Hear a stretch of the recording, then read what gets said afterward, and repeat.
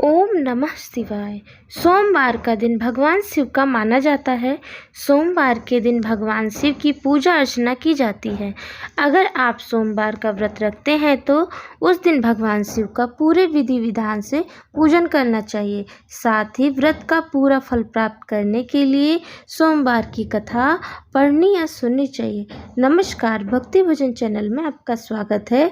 अब हम सुनेंगे आगे की कथा। पौराणिक कथा के अनुसार एक समय की बात है, किसी नगर में एक साहूकार रहता था। उसके घर में धन की कोई कमी नहीं थी, लेकिन उसकी कोई संतान नहीं थी। इस कारण वह बहुत दुखी था। पुत्र प्राप्ति के लिए वह प्रत्येक सोमवार व्रत रखता था और पूरी श्रद्धा के साथ शिव मंदिर में जाकर भगवान शिव और पार्वती जी की आराधना करता था। उसकी भक्ति देखकर एक दिन माता पार्वती प्रसन्न हो गईं और भगवान शिव से उस साहूकार की मनोकामना पूर्ण करने का आग्रह किया। पार्वती जी की इच्छा अनुसार भगवान शिव ने कहा कि हे पार्वती, इस संसार में हर प्राणी को उसके कर्मों का फल मिलता है और जिसके भाग्य में जो हो उसे भोगना ही पड़ता है। लेकिन पार्वती जी ने साहूकार की भक्ति का मान रखने के लिए उसकी मनोकामना पूर्ण करने की इच्छा जताई। माता पार्वती जी के आग्रह पर शिव जी ने साहूकार को पुत्र प्राप्ति का वरदान तो दिया, लेकिन साथ ही यह भी कहा कि उसके बालक की आयु केवल 12 वर्ष की होगी। माता पार्वती और भगवान शिव की बातचीत को साहूकार सुन रहा था। उसे ना तो इस बात की खुशी थी और ना ही दुख। वह पहले की भांति शिव जी की पूजा करता रहा। कुछ समय के बाद साहूकार के घर एक पुत्र का जन्म हुआ। जब वह बालक 11 वर्ष का हुआ तो उसे पढ़ने के लिए काशी भेज दिया गया। साहूकार ने पुत्र के मामा को बुलाकर उसे बहुत सारा धन दिया और कहा कि तुम इस बालक को काशी विद्या प्राप्ति के लिए ले जाओ और मार्ग में यज्ञ कराना।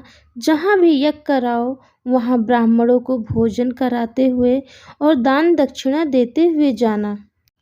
दोनों मामा भांजे इसी तरह यज्ञ कराते और ब्राह्मणों को दान दक्षिणा देते काशी की ओर चल पड़े। रात में एक नगर पड़ा जहाँ नगर के राजा की कन्या का विवाह था, लेकिन जिस राजकुमार से उसका विवाह होने वाला था वह एक आंख से काना था।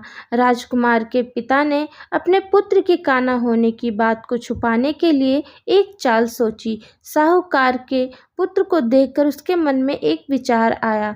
उसने सोचा, क्यों ना इस लड़के को दूल्हा बनाकर राजकुमारी से विवाह करा दूं।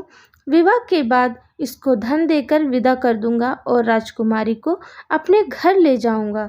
लड़के को दूल्हे के वस्त्र पहनाकर राजकुमारी से विवाह करा दिया गया। लेकिन साहूकार का पुत्र ईमानदार था। उसे यह बात न्याय संगत नहीं लगी। उसने अवसर पाकर राजकुमारी की चुन्नी के पल्ले पर लिखा कि तुम्हारा विवाह मुझसे हुआ है, लेकिन जिस राजकुमार के साथ तुम्हें भेजा जाएगा वह एक आंख से काना है। मैं तो काशी पढ़ने जा रहा हूँ। जब राजकुमारी ने चुन्नी पर लिखी बातें पढ़ी तो उसने अपने माता पिता को यह बात बताई। राजा ने अपनी पुत्री को विदा नहीं किया, जिससे बारात वापस चली गई। दूसरी ओर साहूकार का लड़का और उसका मामा काशी पहुँचे और वहां जाकर उन्होंने यज्ञ किया। जिस दिन लड़के की आयु 12 वर्ष की हुई उसी दिन यज्ञ रखा गया। लड़के ने अपने मामा से कहा कि मेरी तबीयत कुछ ठीक नहीं है। मामा ने कहा कि तुम अंदर जाकर सो जाओ। शिव जी के वरदान अनुसार कुछ ही देर में उस बालक के प्राण निकल गए। मृत भांजे को देख उसके मामा ने विलाप शुरू किया। संयोगवश उसी समय शिव जी और माता पार्वती उधर से जा रहे थे। पार्वती ने भगवान से कहा, स्वामी, मुझे इसके रोने के स्वर सहन नहीं हो रहा है। आप इस व्यक्ति के कष्ट को अवश्य दूर करें। जब शिव जी मृत बालक के समीप गए तो वह बोले कि यह उसी साहूकार का पुत्र है जिसे मैंने 12 वर्ष की आयु का वरदान दिया। अब इसकी आयु पूरी हो चुकी है। लेकिन मातृभाव से विभोर माता पार्वती ने कहा कि हे महादेव, आप इस बालक को और आयु देने की कृपा करें, अन्यथा इसके वियोग में इसके माता पिता भी तड़प तड़प कर मर जाएंगे। माता पार्वती के आग्रह पर भगवान शिव ने उस लड़के को जीवित होने का वरदान दिया। शिव जी की कृपा से वह लड़का जीवित हो गया। शिक्षा समाप्त करके लड़का मामा के साथ अपने नगर की ओर चल दिया। दोनों चलते हुए उसी नगर में पहुँचे जहाँ उसका विवाह हुआ था। उस नगर में भी उन्होंने यज्ञ का आयोजन किया। उस लड़के के ससुर ने उसे पहचान लिया और महल में ले जाकर उसकी खातिरदारी की और अपनी पुत्री को विदा किया। इधर साहूकार और उसकी पत्नी भूखे प्यासे रहकर बेटी की प्रतीक्षा कर रहे थे। उन्होंने प्रण कर रखा था कि यदि उन्हें अपने बेटे की मृत्यु का समाचार मिला तो वह भी प्राण त्याग देंगे, परंतु अपने बेटे के जीवित होने का समाचार पाकर बेहद प्रसन्न हुए। उसी रात भगवान शिव ने व्यापारी के स्वप्न में आकर कहा, हे श्रेष्ठी, मैंने तेरे सोमवार के व्रत करने और व्रत कथा सुनने से प्रसन्न होकर तेरे पुत्र को लंबी आयु प्रदान की है। इसी प्रकार जो कोई सोमवार व्रत करता है या कथा सुनता है और पढ़ता है, उसके सभी दुख दूर हो जाते हैं और समस्त मनोकामनाएं पूर्ण होती हैं। बोलो देवादिदेव महादेव की जय, माता रानी की जय। शिव जी की आरती। ओम जय शिव ओमकारा, स्वामी जय शिव ओमकारा, ब्रह्मा विष्णु सदा शिव अर्धांगिनी धारा। ओम जय शिव ओमकारा, एकानन चतुरानन पंचानन राजे, हंसानन गरुड़ासन वृषवाहन साजे।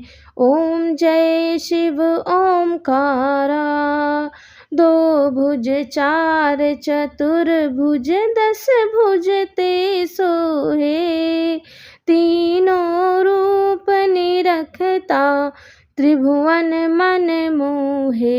ओम जय शिव ओमकारा, अक्षमाला वनमाला रुंडमाला धारी, चंदन मृग मद सोहे, भाले शुभकारी। ओम जय शिव ओमकारा, श्वेतांबर पीतांबर बाघांबर अंगे, सनकादिक ब्रह्मादिक प्रेतादिक संगे। ओम जय शिव ओमकारा, कर के बीच कमंडल चक्र त्रिशूल धरता, जग करता जग हरता, जग पालन करता। ओम जय शिव ओमकारा, ब्रह्मा विष्णु सदा शिव जानत अविवेका, प्रणवाक्षर के माधे ये तीनों एका।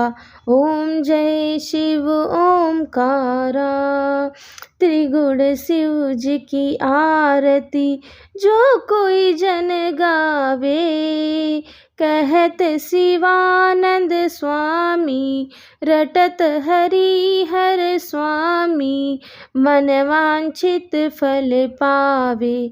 ओम जय शिव ओमकारा, ओम जय शिव ओमकारा, स्वामी जय शिव ओमकारा, ब्रह्मा विष्णु सदा शिव अर्धांगिनी धारा। ओम जय शिव ओमकारा, कर्पूर गौरम करुणावतारम, संसार सारम भुजगेन्द्रहारम, सदा वसंतं हृदयारविंदे, भवं भवानी सहितं नमामि।